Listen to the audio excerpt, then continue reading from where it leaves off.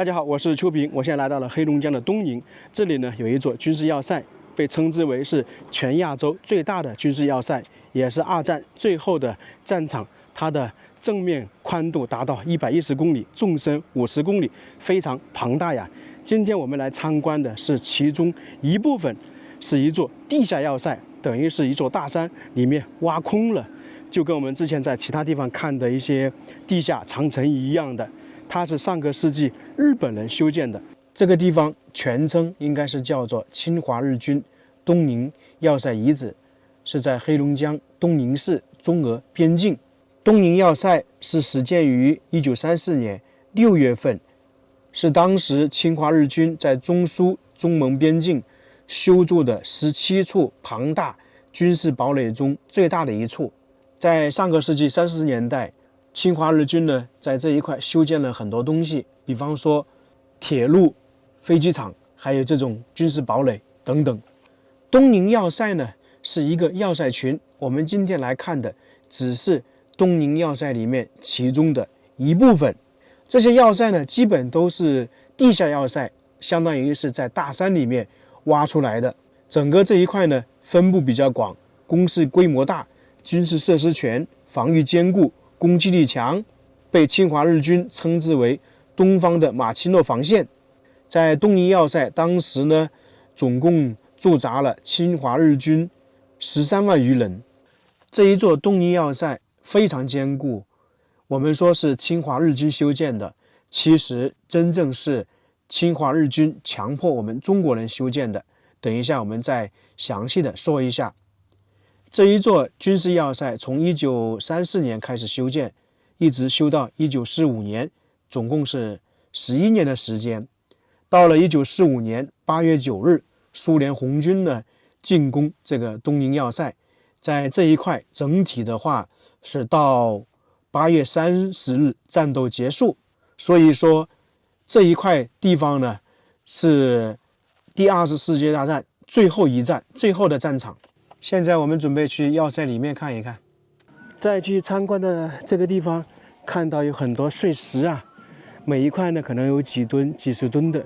这是上个世纪45年，当时苏联进攻这个东宁要塞的时候打的。因为东宁要塞这里属于石山嘛，比较坚固。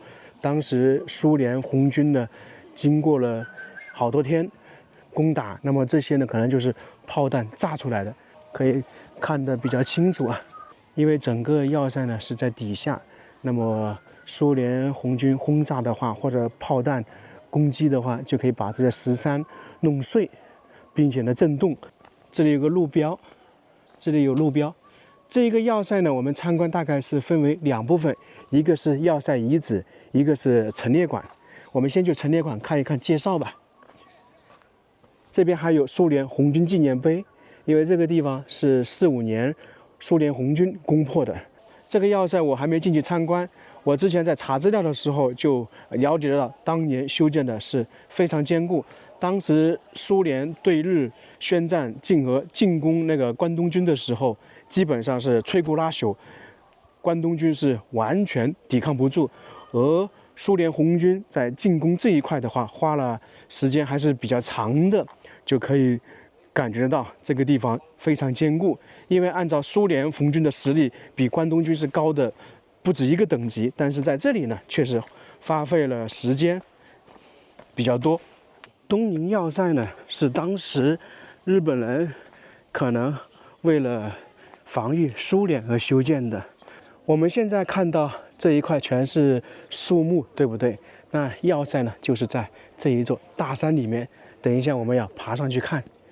我现在看到上面还有人，其实完全可以称得上是这一座大山都挖空了。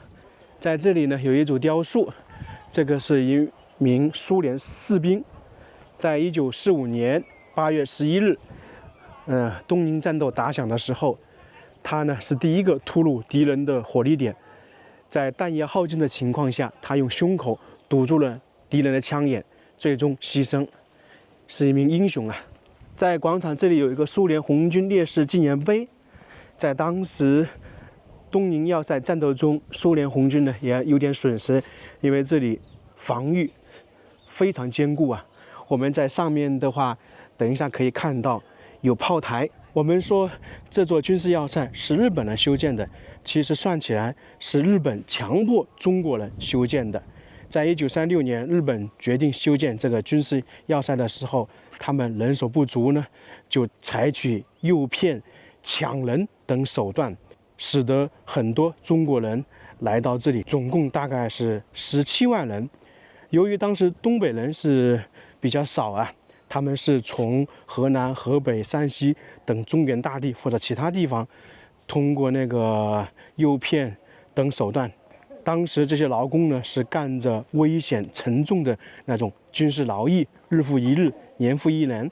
因为整个军事要塞总体来说大概是修建了11年，这些劳工呢是饥饿、疾病，又劳累又挨打，导致呢很多人死亡。这也是日本侵华的罪证啊！大家一定要记住这段历史。我们去这个陈列馆看一看。侵华日军亚洲最大军事要塞，第2次世界大战最后战场。东宁要塞呢，既是第2次世界大战最后一战远东战役的爆发点和第2次世界大战的终结地，也是第2次世界大战最长、最大和最后被摧毁的军事防线。侵华日军亚洲最大军事要塞东宁要塞群。刚刚我们说，在修建东宁要塞的时候，有中国劳工大概是17万，日军强征和奴役中国劳工的总数大概是320万人，惨死在日本侵略者屠刀下的100多万人，其中修建东宁要塞惨死达到10多万人。这里写的是10多万，我在旁边听一个人说，在东宁要塞惨死的达到了13万人。还是那句话，大家一定要记住这段历史。在这个陈列馆里面有一个仿造的地下要塞，等一下呢，我们再去山顶看一看。这里算是复原的，一进来感觉就不一样了，有点昏暗。那么原本的肯定也是如此。在这里呢，看到一个蜡像，这应该是值班岗哨。在当时的那种地下要塞，肯定也是有放哨的。旁边呢就是巨大无比、很厚的门，估计有20公分。现在我们这个材料是普通的，在当时应该是混凝土建造的大门，不知道等一下我们能不能看得到啊？反正我估计是有20公分。它这边的哨所很多，门也很多，因为整个地下军事要塞四通八达，肯定门也很多，并且呢出口又比较多。现在我们继续往里面走。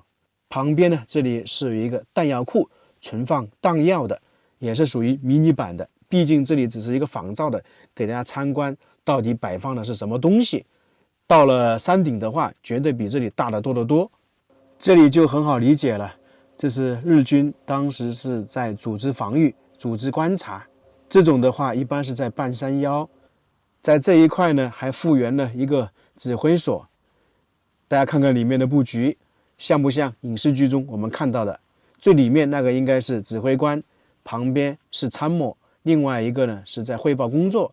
假如说当时苏联红军进攻这个东宁要塞的时候，那么指挥官是不是就在这里面指挥？当然，这只是简单的复原场景。如果是实际的话，在当时苏联红军攻打的时候，这里面的人员一定是比较多的。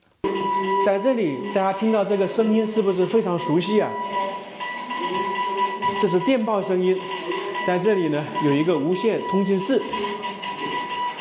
当时跟现在不一样啊，我们说有手机，那个时候联系的话，基本上是电报。大家应该看过那种影视剧中里面的了。电报的话，有些是固定的。如果像一些指挥官如果要出门行走，那个电报呢就背在身上。电报是非常重要的，这种门非常多啊，隔几米可能就有一个门。我估计呢，在当时实际的也是如此。这边还有一个监视塔，就是说可以在顶部能够观看情况。这一块向我们展示的是当时苏联红军进攻东宁要塞的场景。这一块呢，应该也是进入到内部了。1945年8月8日，苏联对日宣战，8月9日进攻东宁要塞，持续了7天，强行攻破了东宁要塞。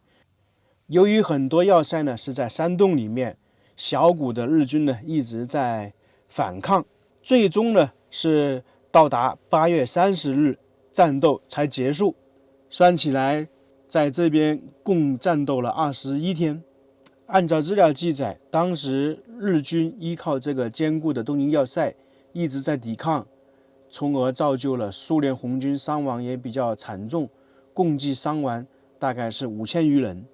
我们现在要去看的呢是熏山要塞，是作为其中的一个要塞遗址，也是整个东宁要塞群唯一对外开放的那个要塞遗址区。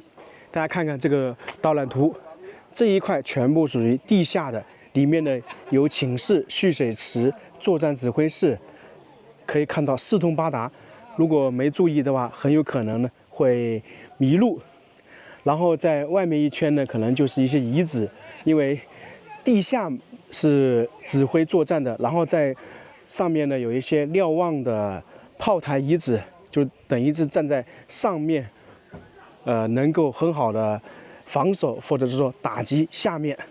现在呢，我们从这个台阶走上去，看看这里也写了介绍，始建于1934年6月，历时11年，征用大量中国劳工修筑的，属于炮兵工事。里面呢有4个出入口，4处炮台。大小房间21间，其中有指挥室、屯兵室、军官寝室、发电室、伙房、洗澡间、通风井等等，分为上中下3层，里面呢纵横交错。现在清理出来的长度大概是1163米，走上去应该也有点高的。现在是有这么茂密的树木，估计在80多年前应该是没有吧。这边就是出入口了，看起来洞口不是太大，可能长宽都大概是1米，而里面呢却是别有洞天了。哇，站在这里，里面有很多的风出来，还比较冷啊。以前呢，这个地方其实并不是出入口，而是一个大炮阵地，等于是炮孔就放在这里。因为这里写了，我一开始以为这里是集结的通道呢，没想到是放了一个大炮在这里。侵伐日军罪证大炮阵地，当时装备的是120毫米的火炮，射程是1.5公里，那非常远了。就是这个地方，120米的大炮，那应该是非常大的。实际来讲，这个要塞出入口是在2侧的。看看这个导览图，我们现在是在这一块位置，炮台口，然后里面有库房，还有竖井，各种房间。现在继续往前走，这边风很大，好冷，应该穿外套过来的。这里面起码比外面冷好几度。一来到这里，看到有个台阶上去。刚才我们看到那个炮台属于在中间位置嘛，然后呢，我们要走到上面，再参观各个那个通道以及房间。那这里呢，看起来是台阶，那其实呢，在当时是有一个轨道的，相当于我们火车轨道。如果大家看过一些纪录片，会发现煤矿也好，铁矿也好，他们运输都是有铁轨的。这里也是一样，因为那个是炮台嘛，肯定是有弹药这样运输，你在这个山里面靠人工扛就比较累，有这种铁轨的话就方便一点。我估计啊，这个铁轨运输在里面是四通八达，到处都有，应该是连接了整个这个地下要塞。你看，差不多7、8年、10年的历史还是这样的。然后两边这个不知道是不是那个轮子的轨道啊，还是说排水的，搞不清楚。然后大家看看墙壁，这完全是当时中国劳工、中国人开凿的，在这种大山里面开这条通道，多么的不容易啊！我们刚刚从这里上来，这些铁轨呢，其实也是叫做绞车道，这里有，然后旁边也有，这里大概是长度18.8米，是向洞内火力点运送弹药。也就是说，它整个弹药物资呢是从那一块运送过来，然后分布下去的。这里呢有一个升降井，就是武器弹药通过这里进来，从而说有这个铁轨出现，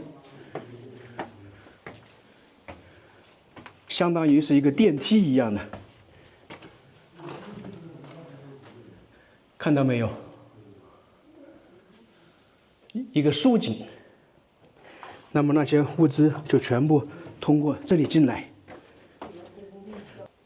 里面的高度大概是1.8米到2米之间吧。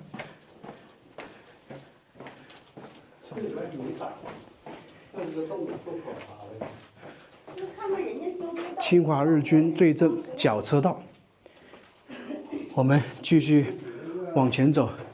我们在这个墙壁上面看到很多管道。现在呢，主要是电线以及那些监控网络线吧。那么在当时修建好这个地下要塞的时候，它也是有很多管道的。第一，同样是电源线，整个这个地下要塞它肯定也是要通电的，在里面呢还有发电室，还有一点呢，可能就是水管，它很多人在这边生活嘛，水也是必须要有的，所以说能够看到。只不过可能以前那些没有保存下来，我们现在看到的是增加的。这里发现有好多水泥墩子一样，不知道是干嘛的，难道是固定的吗？前方也有，我看到好多。哦，这里应该是属于一个门，你看上面也有，下面也有。那么当时可能就这里弄了一个很厚的门。往前走，看到很多钢结构，这个是为了安全起到一个保护的作用。到了这边就到了分岔路口了，一左一右。我们先往这边去看一看，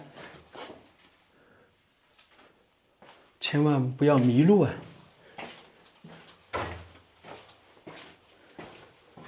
你像这些，完全是当时中国劳工、中国人用那个钢锹那些弄出来的，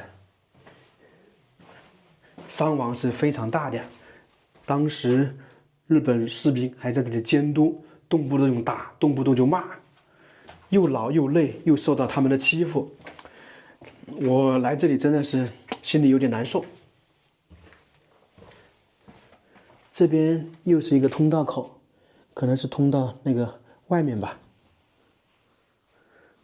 因为这里是通道，那过来刚好呢，就有一个士兵执勤室，他就站在这里执勤，看这个通道口。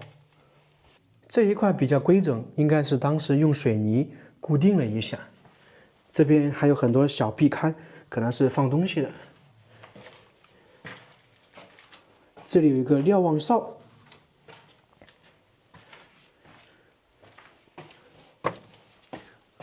哦，这么高啊，相当于是一个竖井。那么日本士兵呢，就是站在上面观察周围的情况。这个是用水泥和石头堆砌而成的，有5-6米高啊。这边太大了，千万不要迷路。哦，这边有箭头还好一点，请继续参观。那这边呢，有一个作战指挥室，面积大概是70多平方，是巽山要塞最高作战指挥机关，就刚才我们在陈列馆里面看到的布局一样。那么当时他们就是在这里面指挥作战的，里面回音很大呀。现在这个里面肯定是没有任何东西，可以参考我们刚才在陈列馆里面看到的那个指挥室布局，有办公桌，有地图，然后有那种桌子摆放的沙盘一样的，挺长挺大的。由于这一块是指挥室，明显的看得出来修建的不一样，基本上全部用了混凝土。在旁边还有一个房间，上楼梯，不知道是不是这个指挥所的休息室，上去看一看。这一块我们现在能够看到的大概有20多个房间，每一个房间呢有所区别，功能都不一样。这里可以看到有玻璃，下面是水池。我想起来了，这里应该是发电室，整个地下要塞的电都是通过这里供应的。当时这里有2台发电机，由于是要发电，那么需要大量的水，从而就在这里修建了一个水池。这个深度呢，可能有好几米啊，真的是四通八达。这一块的通道是连接刚刚看的发电室，这一块是一个竖井，跟我们刚才看的瞭望哨一样，其实也可以称之为瞭望哨。估计在那个时候上面是有人观察的。这里差不多有10来米，瞭望哨旁边又是一个出口，完全是四通八达，走到哪里都可以。又碰到一个房间，火房，做饭的地方。它这个是连通外面的。这里呢重新加固了，看看厨房，这是当年留下来的灶台呀。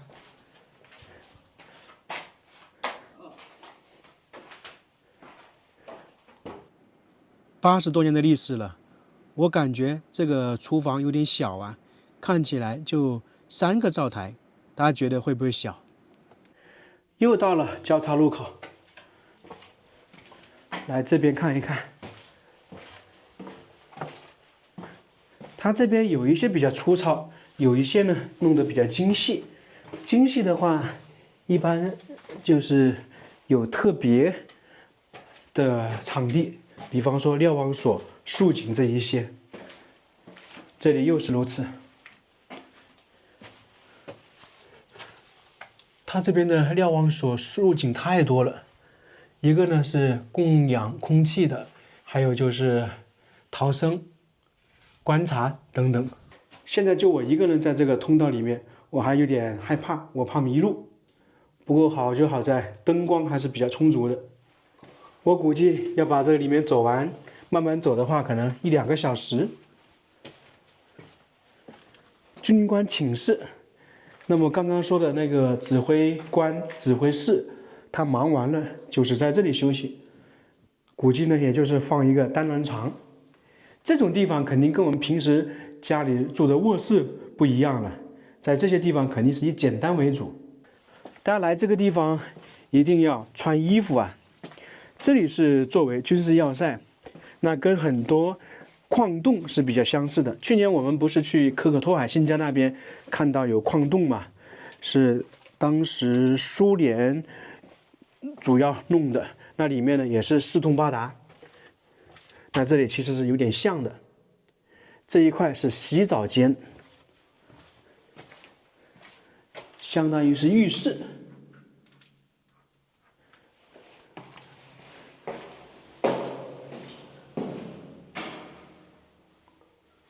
有个玻璃盖住了，这边又一个通道，看一看，应该也是出去的，有树叶的就代表是出去的。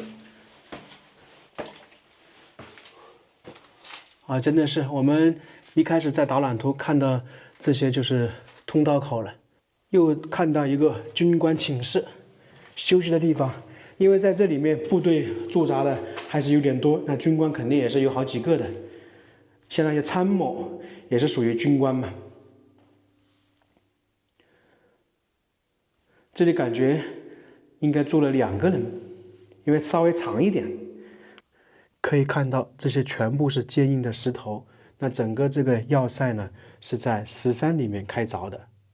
我们现在你比方说拿个铁锹或者其他东西去挖个土都非常困难，而当时要在这种石山里面开凿出来，那么是多么的不容易。我们说的不容易是指我们中国老百姓、中国劳工不容易。一呢，他们是骗到这里了，干着沉重的劳役，并且呢受到饥饿、疾病以及日本士兵的打骂，非常非常辛苦啊，可以说是受到非人的折磨。当时在这里累计的劳工大概有17万人，有11万人被迫害致死，也有一种说法是13万，反正的话肯定是超过10万了。所以说我今天来到这里啊，心情一直是比较沉重，也反复提了要记住这段历史，一定要记住啊，这个地方是血与泪的历史啊。这边还有一些渗水，这一块比较长，没有什么房间，估计当时就是一个通道。房间是我们刚才进来主要看到的，千万不要迷路啊，要不然要找通道还麻烦一点。这边还有一些，去看看。来到这边就感觉非常冷。旁边这个还是水槽，不知道是不是当时供应水的。又碰到一个房间，军官宿舍。刚才我们看到军官寝室，那应该是级别相对来说高一点的，而这里呢是宿舍，集体宿舍，还有一个蓄水池。难道他们是在这里洗漱吗？搞不懂啊。可以看到，以前呢这里是有墙壁的，那么算起来是有3、4个房间，4个，每个房间呢都是有人居住，那么也有门连接的。它这些比较重要的房间呢，都是用水泥弄了一遍，就跟我们说建房子打地基或者弄墙一样的。这个水泥还挺厚的，差不多10公分。顶部也是啊，看到一个兵室，屯兵的地方，面积300多平米，非常大呀，确实是。那么当时很多士兵应该是在这里休息，这应该是整个地下要塞里面最大的一个房间。这上面的钢结构也是为了保护固定用的。还或者参观一点，因为里面太冷了，是不是很大？这一个房间当时可能有几百个人在这里，这里面有这么多水，估计当时建造的时候他们就已经发现有水了。所以就建造一条水渠出来。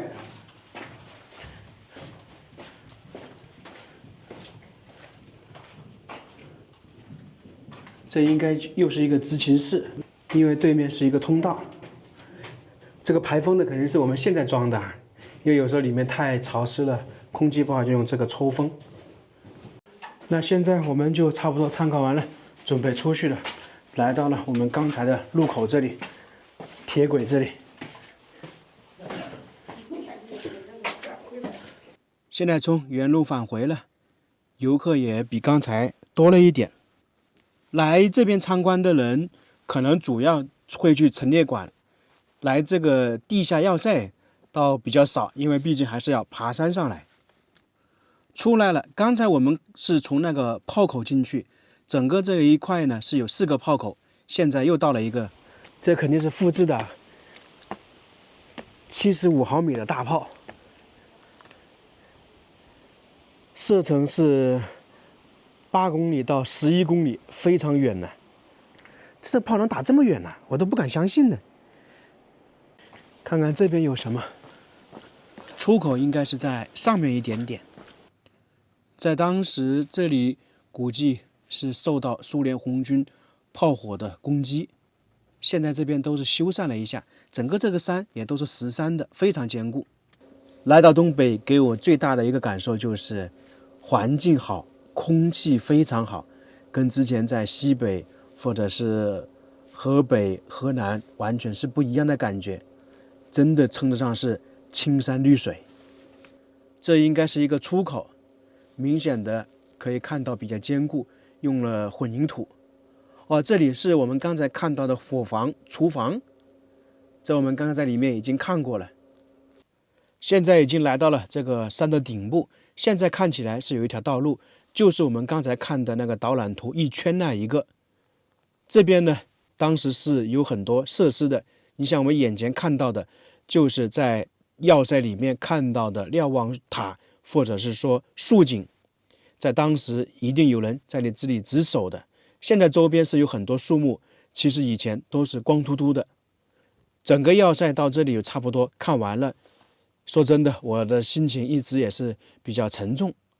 再说一遍了，希望大家记住这段历史。那这个视频我们就到这里了，非常感谢大家，我们下个视频再见。